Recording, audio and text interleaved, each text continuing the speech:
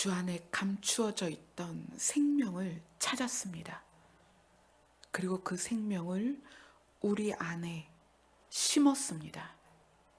이제 그 생명이 자라나서 생명이신 주님과 영원히 그 생명을 누리게 될 것입니다. 그날이 우리의 가장 소망이 되는 날입니다. 그날까지 한 걸음 한 걸음 우리의 걸음을 인도하시고 지켜 주시옵소서. 예수님 이름으로 기도드리옵나이다. 아멘.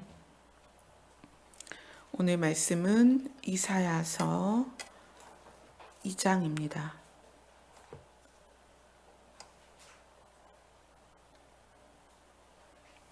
이사야서 2장 5절부터 11절까지 같이 보겠습니다.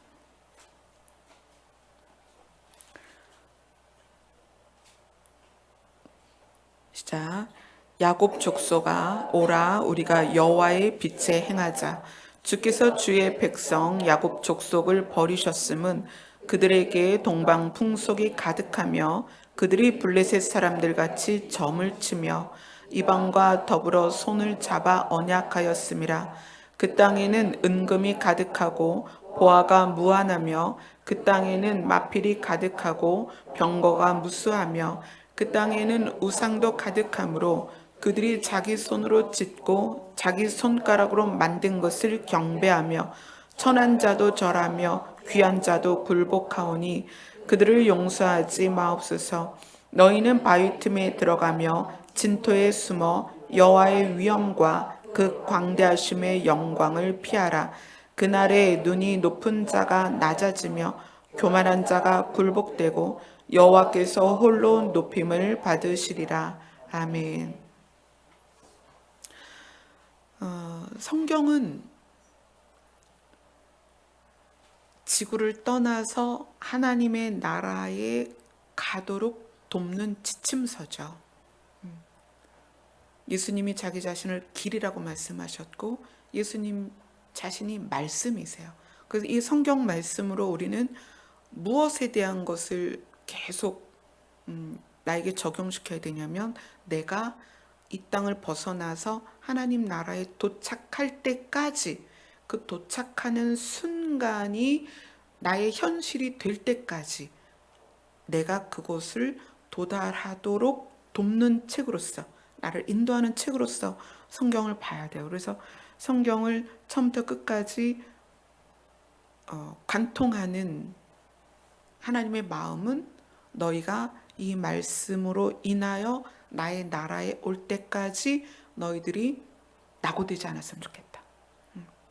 나는 너희를 반드시 살릴 건데 하나님의 살리심과 우리의 순종이 만나야 되고 하나님의 방법과 우리의 순종이 만나야 되고 하나님의 마음과 우리의 마음이 맞아야 돼요. 그러한 과정을 돕는 게 이제 성경이거든요.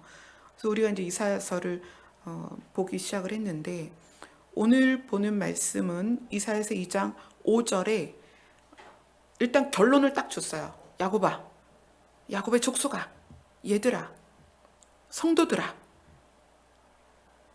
우리가 여호와의 빛에 행하자라고 격려하고 명령하고 당부하는 주제를 먼저 주었습니다. 왜냐하면 그 다음에 어떻게 이러한 내용들이 이제 그 다음에 나오는 거죠. 왜냐하면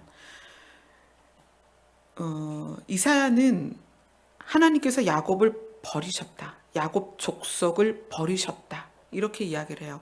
이렇게 표현을 한 것은 어떤 의미냐면 야곱의 족속이 지금처럼 그대로 살고 있으면 구원받지 못할 거다. 하나님이 버리셨다는 것은 진짜 하나님이 나 이제 너희들 사랑하지 않을 거야 라고 버렸다는 의미가 아니에요. 왜 그 의미가 아니냐면 하나님의 사랑은 영원하고 완전하세요. 영원하고 완전하신 사랑이 자기 스스로 사랑하고자 한 자를 버릴 수는 없다는 거예요. 그럼 여기에서 이 표현은 뭐냐면 그대로 두면 죽을 수밖에 없다는 상황이에요. 그래서 하나님이 지금은 그대로 두시는 상황이라는 거예요. 야곱의 족속을 하나님과 지금 분리되어 있는데 그대로 두고 있는 상황인데 이것을 하나님이 개입하지 않으면 죽는 상황인 거예요. 그래서 하나님이 그대로 두고 있기 때문에 버린 것처럼 보여지는 거죠. 그럼 왜 하나님이 이들을 그대로 두고 계신가? 이 상황에서 왜 그들을 그대로 두고 계신가? 어떤 상황인가 하면 6절에 보면 그들에게 야곱 족속에게 동방풍속이 가득하다 이렇게 얘기해요. 동방풍속이 뭘까요? 열왕기로 한번 가보겠습니다. 열왕기상 11장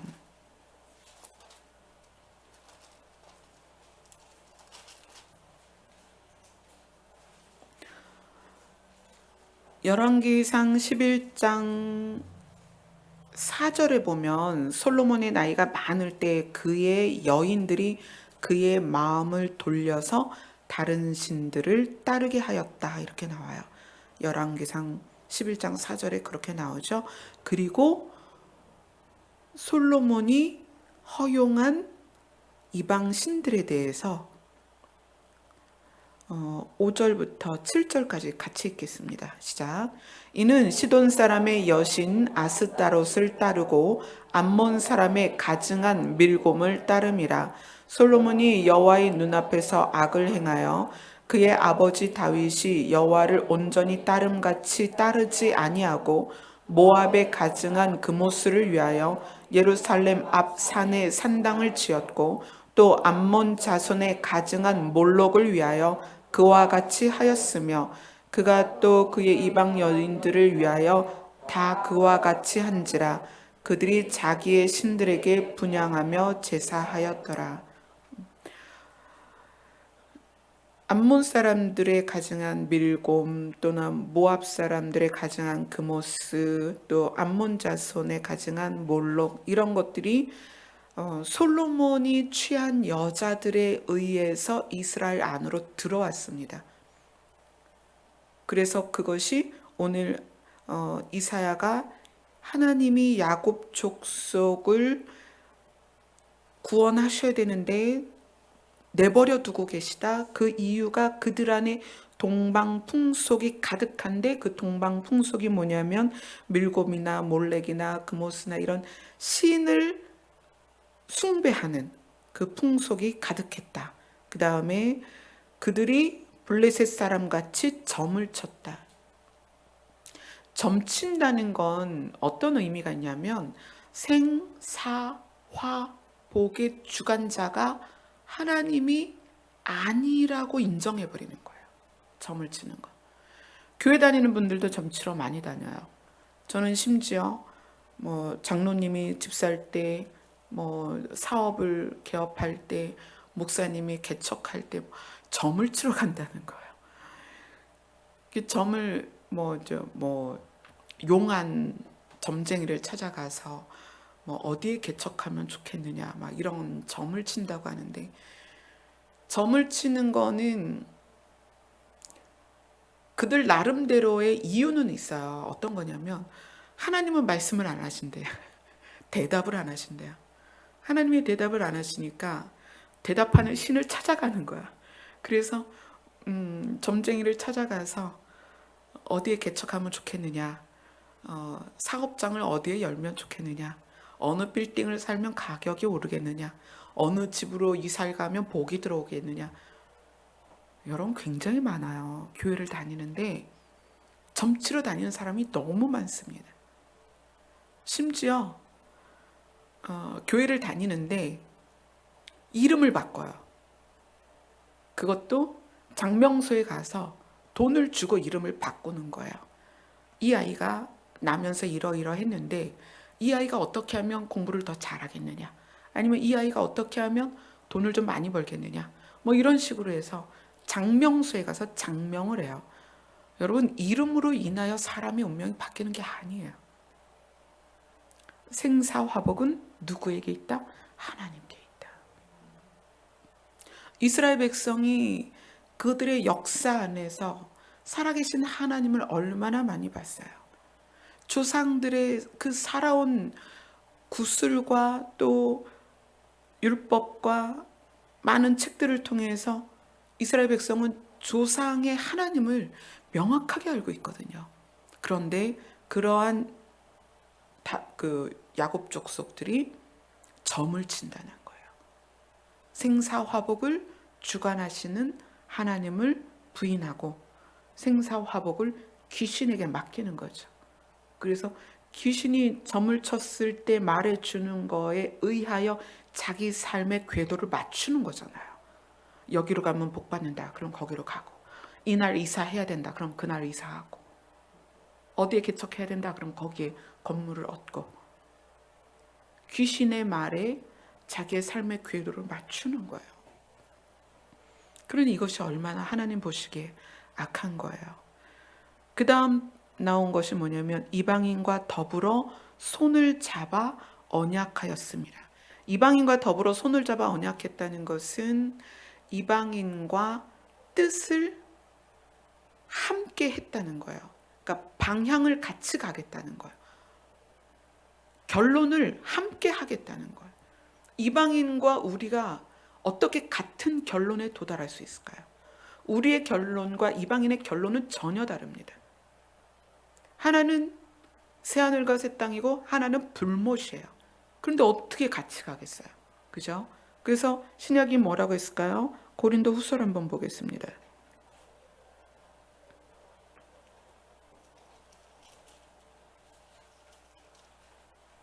고린도서 6장 14절부터 7장 1절까지 쭉 읽겠습니다. 시작. 너희는 믿지 않는 자와 멍에를 함께 매지 말라. 의와 불법이 어찌 함께하며 빛과 어둠이 어찌 사귀며 그리스도와 벨리알이 어찌 조화되며 믿는 자와 믿지 않는 자가 어찌 상관하며 하나님의 성전과 우상이 어찌 일치가 되리요. 우리는 살아계신 하나님의 성전이라. 이와 같이 하나님께서 이르시되 내가 그들 가운데 거하며 두루 행하여 나는 그들의 하나님이 되고 그들은 나의 백성이 되리라. 그러므로 너희는 그들 중에서 나와서 따로 있고 부정한 것을 만지지 말라. 내가 너희를 영접하여 너희에게 아버지가 되고 너희는 내게 자녀가 되리라. 전능하신 주의 말씀이니라 하셨느니라. 그런즉 사랑하는 자들아, 이 약속을 가진 우리는 하나님을 두려워하는 가운데서 거룩함을 온전히 이루어 영과 육의 온갖 더러운 것에서 자신을 깨끗하게 하자. 믿지 않는 자와 멍에를 함께 매지 말라. 이것은 뜻과 방법과 결론이 믿지 않는 자와는 같이 갈 수가 없다는 거예요. 그렇다고 해서 믿지 않는 자와 상종을 하지 말라, 그건 아니에요. 우리는 가족 안에, 형제 안에 믿지 않는 자가 있습니다. 우리가 어딜 가든지 믿는 자보다는 믿지 않는 자가 많아요. 그러한 지구에서 살기 때문에 믿지 않는 자와 상종을 하지 않으려면 우린 지구를 떠나야 됩니다. 지구 밖을 나와야 돼요. 근데 그럴 수는 없잖아요. 우리가 지구 안에서 살아야 되는 각자의 시간까지는 살아야 돼요. 그러면 이것이 의미하는 건 뭐냐면 멍에라는 거는 소와 소를 연결해서 같이 밭을 갈거나 농사를 할 때 쓰는 도구예요. 믿지 않는 자와 멍에를 함께 매지 말라는 것은 믿지 않는 자는 사망으로 달려가고 믿는 자는 생명으로 가기 때문에 목적과 결론을 함께 갈 수 없다는 거예요. 똑같은 걸 만들 수가 없어요. 이것이 우리는 사업장이나 직장에서는 당연히 안 믿는 사람이 많이 있죠. 어떻게 보면 이것이 지금의 WCC나 이러한 그 종교 통합 또는 종교의 연합의 가장 적용이 될 수 있는 말씀이라고 생각을 해요. 우리는 살면서 안 믿는 사람이 허다한데, 가족 중에도 안 믿는데, 부부 사이도 안 믿는데, 그럼 뭐 다 이혼하고 다 안 믿으면 호적에서 빼버리고 그러는 게 아니거든요. 우린 지구에서 살아야 돼요. 근데 우리가 이러한 상황에서 우리가 가만히 생각해 보면 지금 마지막 때로 갈수록 이 부분이 조금 더 명확해지는 것 같아요. 중이 와서 교회 강단에 서서 설법을 하고, 목회자가 절에 가서 그들과 함께 그들의 설법을 듣고 배우고, 또 기도원을 위해서 어떤 그 절의 시스템을 배우러 가고, 그런 경우는 왜 그럴까요? 왜? 안 그러면은 그 종교 지도자들이 다 모여가지고 같이 어떤 구원이라는 그것을 판타지로 만들어서 너도 구원받을 수 있고 우리도 구원받을 수 있다, 뭐 이렇게 하나로 몰아가는 게 결국 WCC나 WEA인데, 이 말씀이 너희는 믿지 않는 자와 멍에를 함께 매지 마라. 의와 불법이 어떻게 함께하고 빛과 어둠이 어떻게 사귀냐. 이것이 일상의 말은 아닌 것 같아요. 그렇지 않아요? 일상에서 안 믿는 자가 얼마나 많은데 그 안 믿는 자를 만나야 복음을 전할 거 아니에요. 그죠? 너희는 세상의 빛이 되라. 소금이 되라. 그럼 세상으로 가야 될 거 아니에요. 그럼 우리가 이것을 세상 사람과 사귀지 말라는 말로 받아들이면 복음을 전할 수가 없어요. 그렇죠? 그래서 제가 이 말씀을 읽으면서 이사야서에서 그 말씀, 동방의 풍습이 이스라엘 안으로 들어온 것, 또 솔로몬이 자기가 거느린 여인들에 의해서 이방신들이 다 들어와서 하나님을 섬겨야 될 산에서 이방신을 같이 섬긴 거예요. 이런 것들을 고린도 후서에서 고린도에 있는 백성들에게 이야기를 했겠구나. 그 성도들에게 이야기를 했겠구나. 단순히 안 믿는 자랑 친하지 말라는 그런 일차원적인 문제가 아니구나. 영적으로 우리가 이런 부분에 대해서 조금 더 교회들이 진지하게 이것을 다가서야 되겠다. 그래서 정말 우려스러워요. 유럽에서, 미국에서, 다른 나라들에서 하는 것처럼 우리나라도 그렇게 비슷하게 따라가고 있기 때문에 저는 그 강단 교류가 제일 싫어요. 신부가 교회에 와서, 또 목회자가 성당에 가서, 또 뭐 절에 가서 도대체 뭘 말할까요? 그들에게 복음을 전하러 가는 걸까요? 그런 의도라면 차라리 불교나 천주교나 이슬람이나 그러한 사람들에게 맞아 죽을 각오를 하고 강단에 그 절에 가서 여러분들이 부처를 백날 믿어도 구원 못 받습니다. 하나님만 유일한 신입니다. 라고 말한다면, 그렇게 복음을 전한다면 가서 할 수 있다고 생각해요. 근데 그게 아니잖아요. 좋은 얘기 공유하러 가는 거잖아요. 그들 나름의 좋은 얘기. 정말 점점 그렇게 세상이 변하고 있죠. 자, 본문으로 다시 가겠습니다.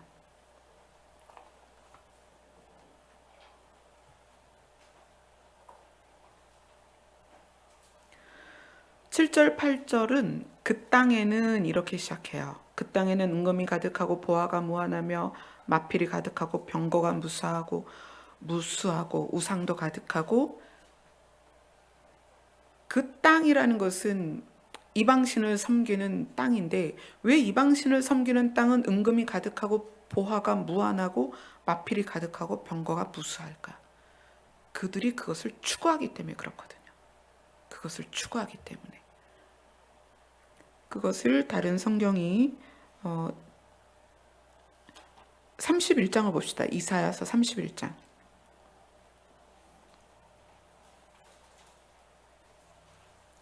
이사야서 31장 1절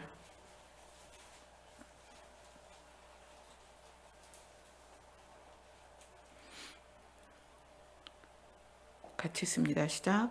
도움을 구하러 애굽으로 내려가는 자들은 화 있을진저 그들은 말을 의지하며 병거의 많음과 마병의 심히 강함을 의지하고 이스라엘의 거룩하신 이를 앙모하지 아니하며 여호와를 구하지 아니하니. 이사야가 정답을 내려줬죠. 왜 그 땅에는 병거와 마병이 많을까? 왜 그 땅에는 물질이 풍요할까? 그것을 의지하기 때문에 그것을 추구하는 것이다. 여호와를 의지하지 않고 여호와를 구하지 않는다. 그래서 그렇게 우상이 가득한 거예요. 그 우상에게 복을 빌면 우상이 복을 많이 줄 거라고 생각을 했고, 그래서 자기가 만든 것에 경배하는데 어떻게 천한 자도 귀한 자도 다 절하고 굴복하고 그렇게 합니다. 그래서 이사야는 하나님 그들을 용서하지 마세요. 그리고 이제 이야기합니다. 너희는, 누구는? 그렇게 살고 있는 너희는, 우상을 숭배하고 있는 너희는 바위 틈에 들어가며 진토에 숨어 여호와의 위엄과 그 광대하심의 영광을 피해라. 왜냐하면 그러한 상황에서 여호와의 영광을 마주할 때 너희는 심판을 받을 거니까 차라리 숨어라. 그리고 11절에 그렇게 얘기합니다. 그날에, 성경에서의 그날은 세상에서는 심판의 날이요 우리에게는 영광의 날입니다. 마지막 날에, 그날에 눈이 높은 자가 낮아지며 교만한 자가 굴복되고. 여러분, 눈이 높은 자랑 교만한 자랑 비슷하게 느껴지죠? 그죠? 근데 좀 달라요. 다르니까 이렇게 나눠놨겠죠. 똑같은 말이면 이렇게 나눠놓지 않겠죠. 저는 성경을 보면서 그런 게 너무 재밌어요. 비슷한 것 같은데 달라. 그 의미를 보면 더 성경이 잘 보여요. 눈이 높은 자랑 교만한 자가 어떻게 다르냐면, 눈이 높은 자는 기본적인, 그러니까 자기 선에서요. 자기의 선에서 그 이상의 것을 추구하는 거예요. 뭐 우리나라 속담에 그런 거 있죠. 뱁새가 황새 쫓아가면 찢어진다고 그러잖아요. 그런 거예요. 눈이 높다는 것은 우리는 각자에게 각자의 환경에 의해서, 그 다음에 자기의 그릇에 맞게, 또 자기의 타고난 그 성품과 성격에 맞는 자기 선이라는 게 있어요. 자기 선. 근데 눈이 높다는 것은 그 선을 넘어선 것을 추구하는 거예요. 그래서 그것을 성경은 탐심이다. 탐심이 우상숭배다. 그러면 자기의 선, 이것은 사람이 높고 낮음을 말하는 게 아니에요. 보세요. 저는 타고나기를 외우지를 못해요. 저 외우는 거 진짜 못해요. 그래서 연기를 꿈꾸다 포기했어요. 대본이 안 외워져가지고 연극을 한번 말아먹었어요. 대본을 까먹어가지고. 그래서 연기자를 포기를 했는데, 또 못 외우는 것뿐만 아니라 부족한 게 너무 많아서 연기는 안 되겠다 그랬는데, 사람마다 강점이 있고 약점이 있거든요. 근데 내가 가지고 있는 약점이 인정이 안 되면 어떻게 하냐면, 그 약점을 인정하지 않은 상태에서 무엇인가를 추구하게 되는 거예요. 이게 잘 안 되거든요. 그러다 보니까 엄마 때문에, 아빠 때문에, 너 때문에, 뭐 돈 때문에, 나라 때문에, 이 나라가 뭘 잘못했다고 나라 때문에 막 이러면서 원망하고 불평하고 그러죠. 광야에서 이스라엘 백성이 광야라는 현실을 인지했다면 그들에게 주신 하나님의 은혜가 얼마나 큰 건지 알았을 거예요. 광야는 씨를 뿌릴 수도 없고 양을 키울 수도 없고 거기에서 열매를 거둘 수가 없는 곳이에요. 그곳을 지나면서 하나님이 약속하신 곳에 반드시 내가 너희를 들여보내겠다. 그리고 하나님은 최선을 다한 거잖아요. 근데 하나님의 최선이 그들에게는 최선이 아닌 거야. 더 해주길 바라는 거죠. 그게 뭐예요? 눈이 높은 거예요. 하나님이 우리에게 공급하시는 것이 우리에게 적당한 수준인데 우리는 그것에 만족하지 못하는 거예요.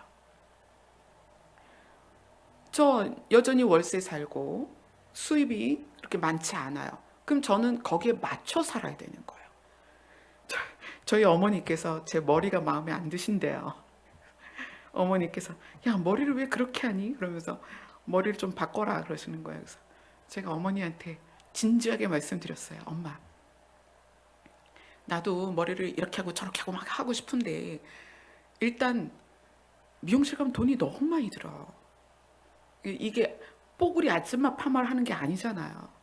제 머리 가서 뭐 이렇게 해주세요 저렇게 해주세요 그러면 이게 돈이 들어간단 말이에요. 엄마 나는 설교할 때 빼고는 나 머리 묶고 다녀. 머리 묶으려면 머리가 길어야 돼. 엄마 머리 짧으면 돈이 더 들어가. 내가 최대한 돈을 안 쓰고 미용실 가는 거를 최소화하기 위해서. 그래서 머리 염색할 때 염색하는 거 외에는 진짜 머리를 하러는 잘 안 가거든요. 긴 머리다 보니까 늘 묶으면 되고. 근데 만약에 제가 미용실을 뭐 한 달에 한 두세 번씩 다닌다. 그럼 그거는 저에 대한 기대치가 너무 높은 거예요. 저는 그렇게 살면 안 되거든요. 근데 사람들이 눈이 높다는 거예요. 자기가 가지고 있는 선을 넘어선 거예요. 눈이 높다 보니까 그것에 맞춰지지 않을 때 불평하고 불만하고 원망하고 또 탓하고 엄한 남편 잡고서 뭐 월급이 쥐꼬리다 속꼬리다 이래가면서 그러잖아요. 우리 눈이 너무 높아요 사실은. 우리가 옛날 생각해 보면 그렇잖아요. 우리가 어떻게 살았어요. 전 연탄 아궁이에 연탄 갈대를 살았잖아요. 어린 시절에. 그렇게 살았잖아요. 골로 아세요? 골로? 이렇게 기름 넣어가지고 심지 이렇게 올려서 거기에 불 붙이고 그 심지가 다 타면 불 못 붙여요. 거기 기름이 있어도. 그럼 어떻게 해요? 저기 철물점 가서 심지 사오죠. 심지 보셨어요? 이렇게 이만한 천같이 두꺼운 거. 그러면 이제 그거 열고서 다 탄 심지 빼고. 저도 그런 거 다 해봤어요. 그런 세대예요. 그런 세대가 지금 너무 많이 삶이 좋아졌잖아요. 그런데도 우리는 여전히 눈이 높다는 거예요. 그러니까 만족이 없어요. 눈이 높아서 만족이 없는 거예요.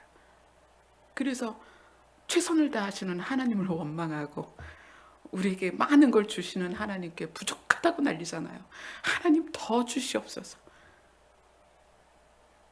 그런 게 우리죠. 또 교만한 자는 뭘까요? 내가 높은 줄 아는 거예요. 내가 높은 줄 아니까 내가 높다고 생각해서 타인을 비하하고 업신여기고 깔보고 눈을 흘기고 칙칙거리고 픽픽거리고 우리의 부끄러운 모습이죠. 우리는 너무 눈이 높고 우리는 자기 자신이 너무 높다고 생각해요. 이게 눈이 높은 것과 교만함입니다. 그날에 눈이 높은 자가 낮아질 것이다. 아, 내가 이런 사람이었구나 라는 걸 그때 보게 될 것입니다. 또 그날에 교만한 자가 굴복될 것입니다. 내가 높은 줄 알았는데 그게 아니었구나. 그리고 여호와께서 홀로 높임을 받으시리라. 아멘. 자, 결론이 5절입니다. 야곱 족속아 오라, 우리가 여호와의 빛에 행하자. 여호와의 빛에 행하자는 게 뭘까요? 이사야서 1장에서 스스로가 이사야서 66장에 또 나왔죠. 그래서 스스로 깨끗이 하고 구별되라. 그리고 스스로 깨끗이 하고 구별된 자가 타락하면 불신자와 함께 심판당할 거다. 그런 이야기가 이제 1절하고 66절에 나오는데, 오늘 이 말씀은 이사야 60절에서 비교를 같이 해볼 수가 있어요. 이사야 60절을 가봅니다.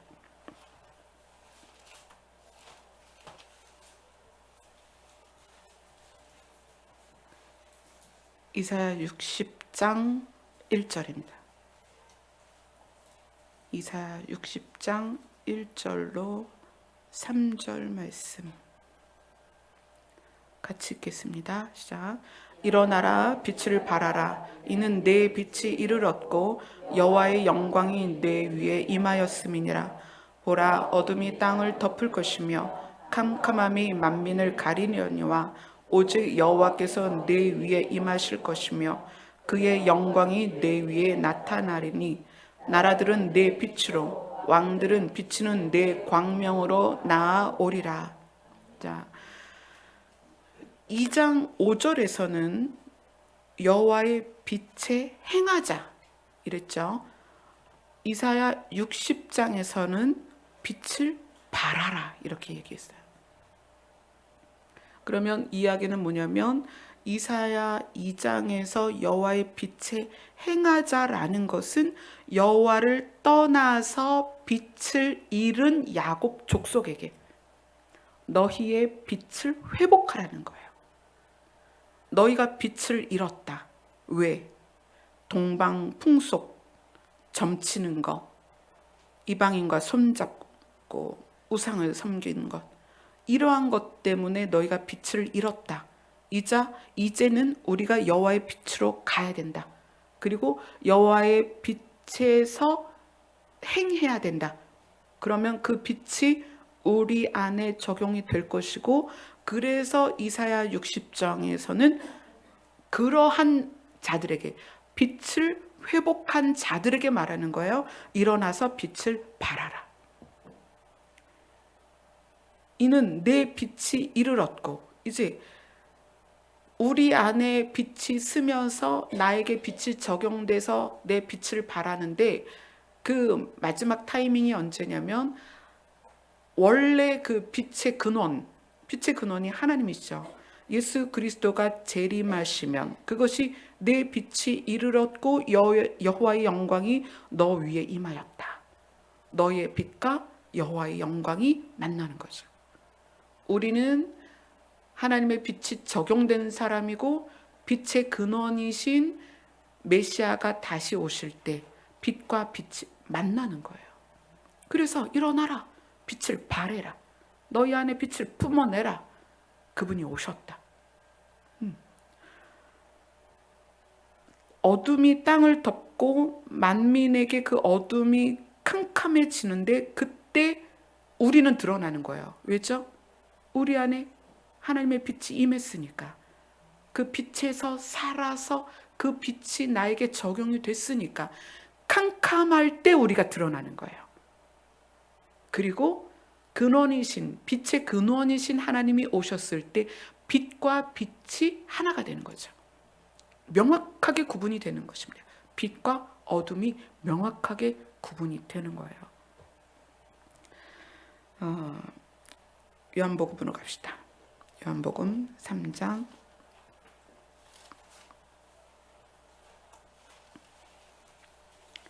20절입니다. 요한복음 3장 20절 21절 같이 읽습니다. 시작.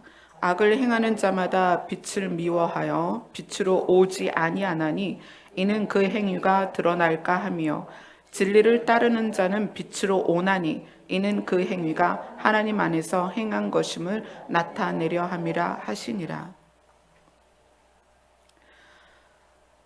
예수 그리스도의 재림 때 빛의 근원이신 그분이 오시면 빛으로 살던 사람은 빛으로 가고 어둠에 있던 사람은 빛으로 갈 수가 없어요. 그때 극명하게 바뀌죠. 그리고 어둠으로 살던 사람은 빛이 올 때 극명하게 그 행위가 드러납니다. 우리는 제가 그런 말씀 많이 드리죠. 추구가 결론이다. 빛을 추구하면 추구하는 과정에는 연약한 부분도 있고 빨리빨리 개선이 안 되는 부분도 있지만 빛을 추구하는 자에게는 빛을 추구하기 때문에 빛이 오셨을 때 빛과 만나게 되는 거예요. 어둠을 추구하는 자들은 어둠을 추구하며 어둠으로 계속 어두워져 가기 때문에 빛이 올 땐 빛으로 설 수가 없어요. 더 어둠 속으로 깊이 들어가는 거죠. 빛으로 자기가 드러나니까. 마가복음으로 갑니다. 마가복음 4장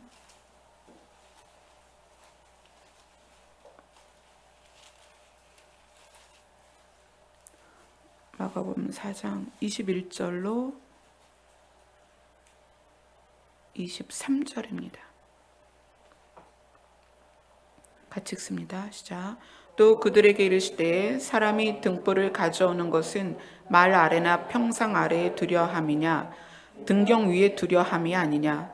드러내려 하지 않고는 숨긴 것이 없고 나타내려 하지 않고는 감추인 것이 없느니라. 들을 귀 있는 자들은 들으라. 이것은 이게 되게 복잡하게 해놨는데 숨긴 것은 반드시 드러나고 감춘 것은 반드시 나타날 것이다라는 얘기예요. 등불을 등경 위에 두면 아무리 열심히 감추려고 해도 빛 가운데 다 드러난다.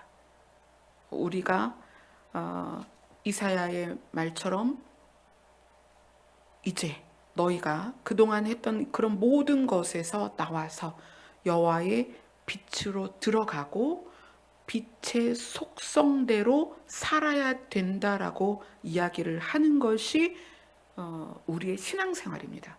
자, 결론을 내려드립니다. 야곱 족속아 오라 우리가 여호와의 빛에 행하자. 이것은 무슨 얘기냐면 신앙생활이란 하나님이 누구신지 깨닫고 그 다음에 내가 누구인지를 깨닫고 나의 정체성에 나를 맞춰가는 것. 그게 신앙생활이에요. 다시 설명합니다. 하나님은 우리의 아버지입니다. 우리는 하나님의 자녀예요. 신앙생활은 하나님의 자녀라는 정체성에 맞도록 내가 변화되어가는 과정입니다. 하나님은 창조주입니다. 우리는 피조물이에요. 그래서 하나님이 무엇을 예비하고 있냐면 새하늘과 새 땅을 예비하고 계세요. 신앙생활이란 뭐냐면 새하늘과 새 땅을 상속받은 자로서 그 정체성에 내 삶을 맞추는 과정.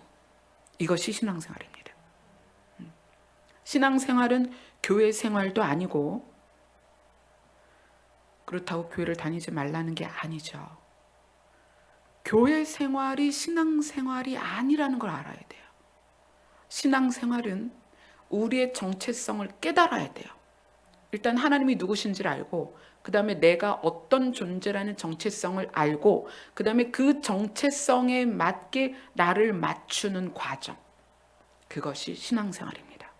그래서 신앙생활을 잘하면 장로가 되고 권사가 되는 그런 게 아니라 신앙생활을 잘하면 빛의 자녀로서의 삶을 살게 되는 거예요.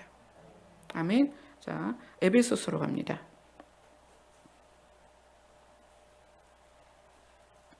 에베소서 5장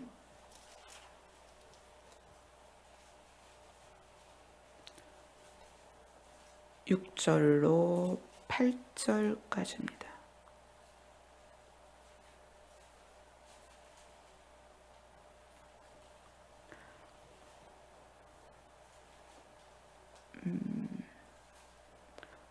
6절부터 9절까지 읽읍시다. 에베소서 5장 6절로 9절입니다. 시작. 누구든지 헛된 말로 너희를 속이지 못하게 하라.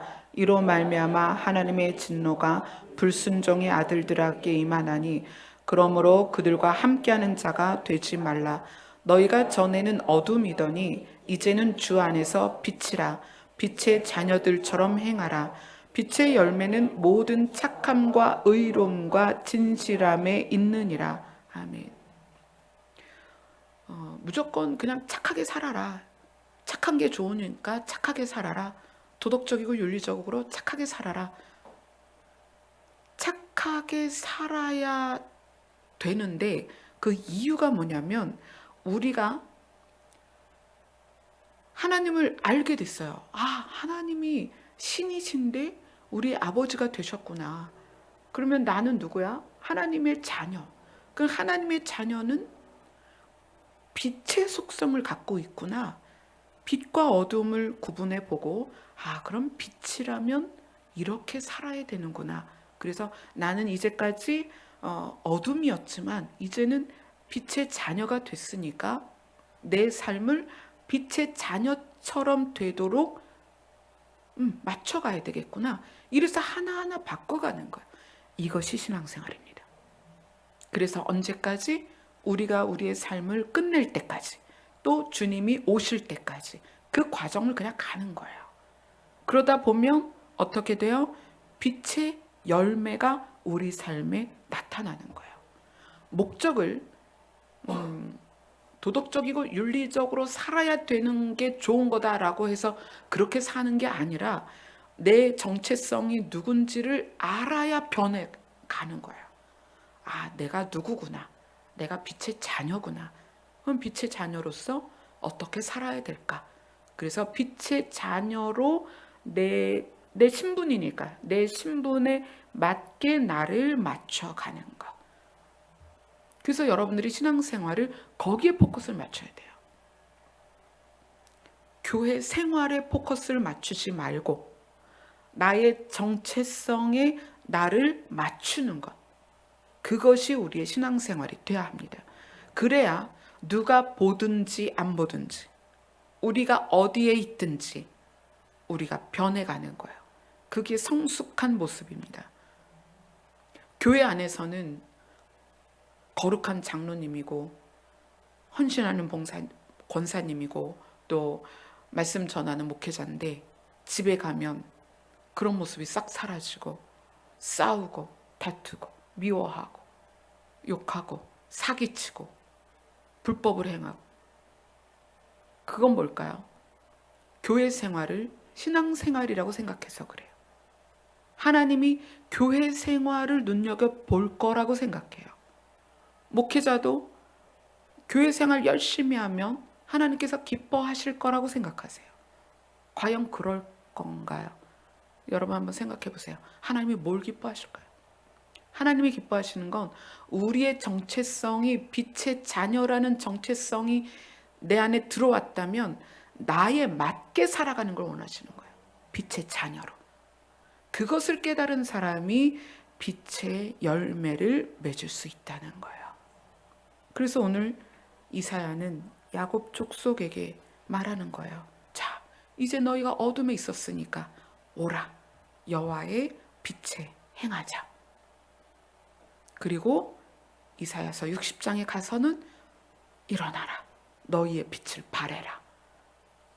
근원의 빛이 오고 계시다. 세상은 온통 깜깜하다. 이제 너희의 빛이 드러날 때가 됐다. 명확하게 빛과 어둠이 나뉠 때다. 왜냐하면 근원의 빛이 빛과 연합되기 위해서 오시니까. 아멘. 여러분의 빛을 키워내세요. 더 밝게, 더 아름답게. 그러면 근원의 빛이 오셨을 때 빛들이 어두운 땅에서 빛들이 빛으로 다 올라갈 거예요. 휴거되는 조건, 여러분이 빛이 되는 것입니다. 빛으로 사는 거예요. 그러면 근원의 빛이 오실 때 세상에 퍼져있던 작은 빛들이 그분에게 올라가게 될 것입니다. 근원의 빛과 될 것입니다. 아멘. 아멘. 우리 찬양 하나 하고